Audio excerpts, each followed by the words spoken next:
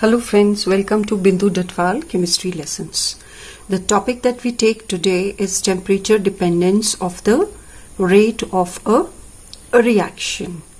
We will also cover progress of a reaction on the basis of activation energy, reversible reactions, and progress of exothermic and endothermic reactions. So let us begin the topic, temperature dependence of the rate of a reaction. Temperature has a very significant effect on the rate of a chemical reaction. In general, the rates of all chemical reactions increase with the rise in temperature. In most of the cases, the reaction rate becomes double, while in few cases it may be even more than double for every 10 Kelvin rise in temperature. The value of the temperature coefficient, which is the ratio of the rate constants at the two different temperatures, say 300 Kelvin and 310 Kelvin, generally lies between 2 and 3. The temperature coefficient for temperatures of 300 and 310 will be rate constant at 310 Kelvin upon rate constant at 300 Kelvin, and value comes out to 2 to 3, between 2 to 3. Explanation for the effect of temperature. Collisions are linked with speed. The rise in temperature increases the average kinetic energy of the reacting species. We have learned that average kinetic energy is proportional to temperature. Now what we see is that increase in average kinetic energy for a 10 degree rise in temperature, for example, when temperature rises from 300 to 310 Kelvin, will be 10 upon original temperature, 300 into 100. This comes out to be 3.3%. As average kinetic energy is half mv square, so increase in kinetic energy 3.3, so v square will be approximately 3.3% and v will be approximately square root of 3.3, which comes out to be 1.8%. So increase in molecular speed will also be proportional, and increase in number of collisions also is expected to be the same.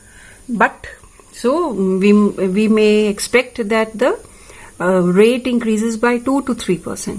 But what we actually see is that the increase in reaction rate is 100% or even more. It's 200 times or sometimes even more. This means that increase in number of collisions is not responsible for increase in reaction rates. So if we plot fraction of molecules having the same energy on the y-axis and energy on the x-axis, we see that a particular energy is possessed by a particular fraction of molecules. And this plot, we see that it rises and then falls. So this energy is possessed by the maximum fraction of molecules. So this much energy is called most probable kinetic energy. With the increase in temperature by 10 Kelvin, we see that at higher temperature, this plot of fraction of molecules against energy shifts slightly towards the right, the maxima decreases, and the most probable kinetic energy increases. Now, how the reaction rate increases? All those molecules which possess energy greater than a minimum energy called threshold energy, which is represented by A0, these molecules, when they collide, will result in effective collisions and result in products. So this shaded portion is the fraction of molecules which are capable of effective collisions. When we increase the temperature by 10 Kelvin, what happens is the curve shifts to the right, and this portion, which was resulting in effective collision, has now doubled. This has also added, this much area has also added into it. So the rate of reaction, because effective collisions are doubled, so rate of reaction also doubles or even gets more than that. So if E naught is the threshold energy, then earlier at temperature T1 this much molecules were having in effective collisions. By increasing the temperature, this much more has been added to it, and so the reaction rate increases. So the reason for increase in rate of a reaction with temperature is the increase in effective collisions, which are responsible for increase in reaction rate. The 10 degree Kelvin increase in temperature has converted the ineffective collisions also into effective collisions. Now, concept of activation energy. Activation energy may be defined as the extra amount of energy which has to be supplied to the reacting species in their normal energy state to make their energy equal to threshold energy. We know that if a molecule possesses threshold energy, then it is able to cause effective collisions.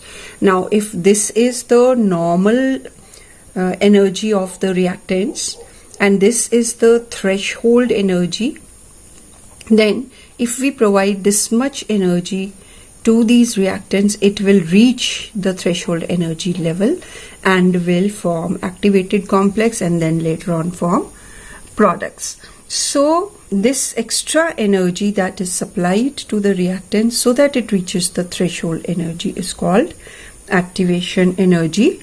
It may be supplied, this much energy may be supplied by either heating, raising the temperature of the reactants, or we may also, in case of photochemical reactions, give photons of light which provide this much of energy. Once it reaches the threshold energy limit, it forms an activated complex in which we see that the bonds between the reactants are being broken and new bonds are being formed. So the energy of the complex is higher than usual.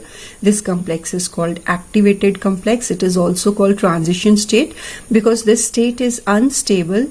It immediately breaks down and releases energy. This much of energy will be released and it forms the products. So this is the graph which is showing the reaction coordinate or the progress of a reaction with respect to potential energy. Initially the energy is less, later on activation energy is provided, it reaches the threshold level, reaches the transition state breaks down and forms the products. Now in this what we are studying, progress of reaction on the basis of activation energy, you see that progress is like a hill. The activated complex is at the top of the hill and the reactants and products are lying on either side of the hill. The energy this is the barrier which the reactants have to cross to form the products. The energy at the barrier is called the activation energy, or the complex is called activation energy complex. Activated complex. The reacting species will absorb the activation energy and then reach the activated complex state.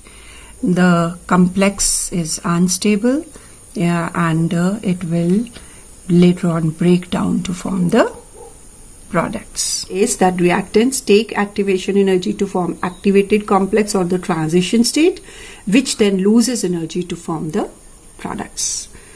For example, this reaction, hydrogen plus iodide gives 2HI, follows this kind of flowchart. These are the reactants. There's a bond between hydrogen atoms, there's a bond between iodine atoms. This bond starts breaking when activation energy is provided to it, and simultaneously new bonds are being formed between H and I. So because these bonds are being broken, energy is taken for that, and these bonds are being formed, so this complex that is formed has high energy, so it's at the top of the barrier. Later on these bonds will be completely broken, energy will be released, and products HI and HI will be formed. chemical reactions which can take place both in the forward and backward directions are known as reversible reactions. Now A1 plus B in the forward direction will form A2 plus C. Simultaneously, if the container is a closed one, the A2 plus C may combine again to form A1 plus B in the backward direction.